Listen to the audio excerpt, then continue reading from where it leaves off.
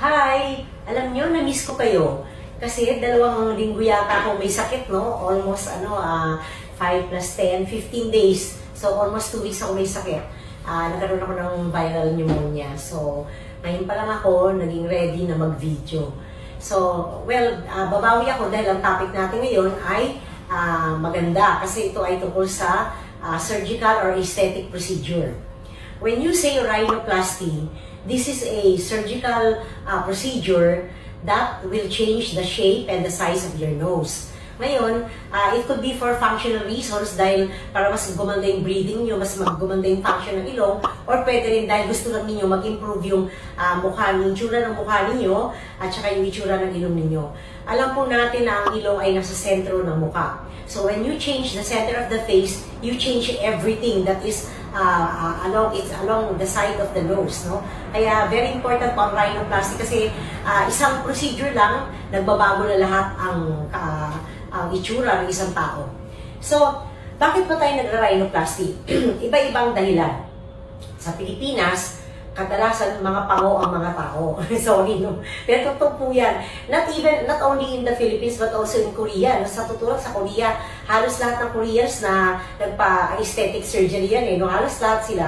Kasi I stayed there for aesthetic purposes, aesthetic tourism ako doon. So, ang dami talaga nagpapagawa ng mga surgical procedures for aesthetic reasons. So, not only in the Philippines, but also in other countries as well. Ngayon, dahil sa Pilipinas, ang kadalasan problema ay yung walang bridge. Ito, mga flap, no? Parang lumubog yung bridge nila. So, ang kadalasan na gusto ng mga pasyente ay gawing mataas itong bridge na to. Para pag nagsa-side view, parang mga Amerikana sila.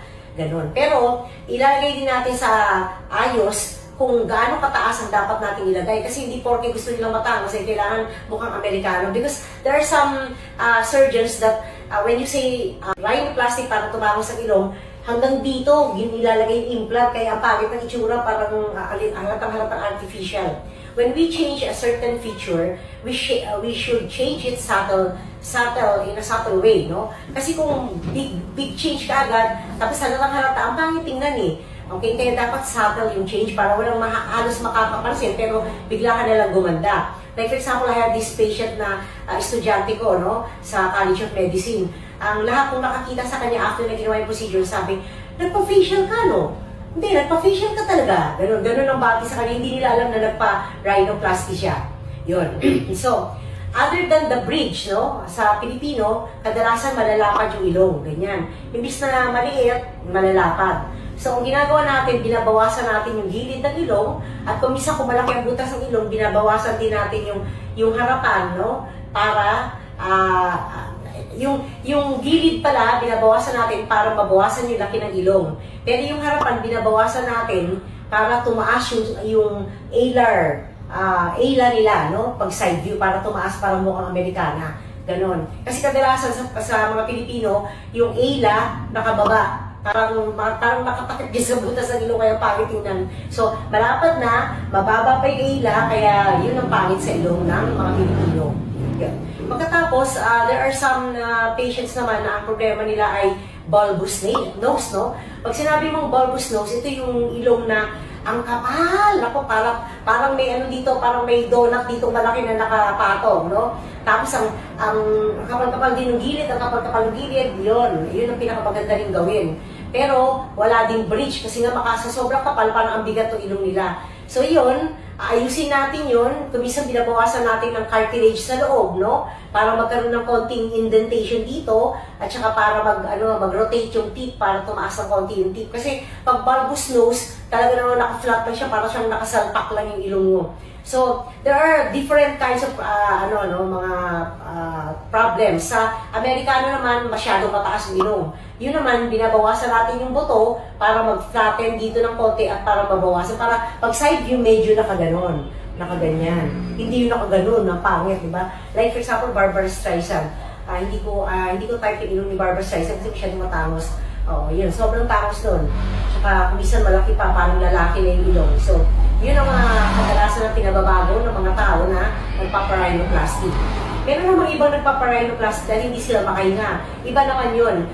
Those are reconstructive type of rhinoplasty. Like for example, kung ikaw ay na-aksidente, nabali yung nasal bone mo, tapos ikaw nakaharang yung nasal bone mo, hindi makahinga ng properly, yun kaya ginagawa natin yung reconstructive rhinoplasty. O kung may turbinates kayong bilog-bilog dito sa loob na sobrang laki na hindi na makahinga yung pasyente, yun din, ginagawa din natin ng paraan yun. Okay, so maraming klase ng implant na ginagamit. Meron tayong silicone implant na most common and the cheapest. Meron din tayong tinatawag na Gore-Tex at saka Siligore. So, yung ibang implant, they are less prone to infection, no? And then they are also mas longer lasting. Unlike yung mga cartilage, kasi yung cartilage nagwa-warp ito. Pagka naglagay ka ng cartilage galing sa tenga o sa rib, nagbabago yung anyo after several years kasi nagbabago din yung size at saka itsura ng cartilage. Yun. So, depende talaga kung ano yung gusto mong gawin sa'yo. Yung naman, yung isang sinasabi ko na Gore-Tex, ang problema doon, binabali mo yung bone. Okay? Kasi kung minsan yung mga pango, ito yung bridge nila, no? Ito yung bridge. May butas dito. Ito yung bone. Ngayon, para sa iba, pag pango, nakaganyan yung bone. Okay? So, para tumangos yung ilong, babaliin mo yung buto dito sa gilid, babaliin mo dyan ng konting fracture para magtumayong ganun. Ngayon, pagka tumayo na siya ganun, lalagyan mo ng dito, Gore-Tex sa taas para yun yung cover niya. Okay? So, yun na. Yun ang isang type, no? Tapos babaguhin mo din yung mga alar, rim, no? Tsaka you can also change the alar cartilages. Meron din dalawang klase ng rhinoplasty, yung open type at saka yung closed type. Yung open type, hinihiniwa dito para makita mo yung cartilages kung balak mong galawin yung cartilages. At kumisa tinatagal natin yung septal bone kasi yun ang ginagamit natin na pampatangos. So, iba-iba talaga yung paraan. So, it depends on the case of the patient and upon your agreement, kung ano yung gusto niya, explain mo sa kanila ng mabuti, ano yung mga options nila, at ano yung possible outcome, ano yung mga complications. Well, for the complications, we can have bleeding, we can have asymmetry of the nose, we can have, infection, scarring.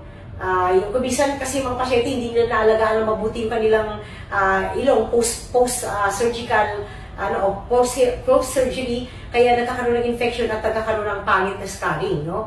Okay. So, nagkakaroon ng change sa amoy at saka sa taste, minsan but it does not last long. Usually, it does not last. Breathing, nagkakaroon din ng problema, lalo na kung yung tinatawag natin na Gore-Tex yung nilalagay natin, tapos binabali yung bone, kung isa nagkakaroon ng problem na gano'n. Also, syempre, appearance, no? The nose may look unsatisfactory and require revision surgery, but most of the time, maganda talaga yung outcome. Well, hindi ko masabi lahat ng mga komplikasyon kasi wala naman ako masyadong na-encounter talaga ng complication sa practice ko. Maganda lagi yung outcome. Most of the time, maganda talaga yung outcome. Although I had one case na bata pa siya, nung inopera namin, ang ganda-ganda. Nung inopera namin talaga. Tapos habang tumatagal, lumiliit yung butas niya kasi dito, yung scar niya dito, nagka-tighten. So, yun, dinilate namin yung kanyang alar, no? Yung vestibular ala. Dinilate namin para umopen uli yung kanyang nasal vestibule. Ayan. Tapos syempre, kailangan ingatan mo rin post-recovery, huwag mo hayaan na mabangga, masuntok, tumawa sa kung ano, kasi pwedeng tumabingi yung ilong at pwedeng masira lahat yung ginawa mo kasi nga nagkaroon ng trauma. Kaya maaaring ulitin pa natin yun. Kaya be very careful after the surgery, kailangan lagaan mo mabuti. Tapos ano pa?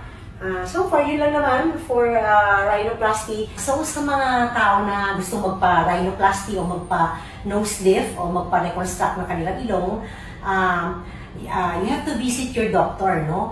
Kasi we usually, if you visit our clinic, we usually explain to you what are the different types of rhinoplasty, ano ba yung the best type for you, ano ba yung expectation mo, ano ba yung gusto mong outcome, gano'n, para alam namin kung gaano katapos ba yung gusto mo.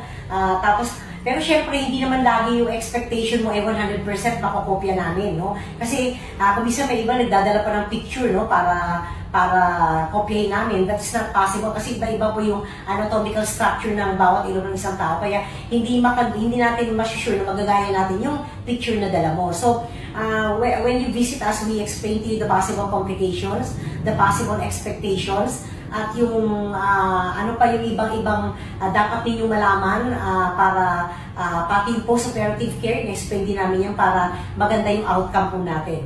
If you want to get in touch with me, just call me at this number. And please follow, like, and share my account. Maraming salamat!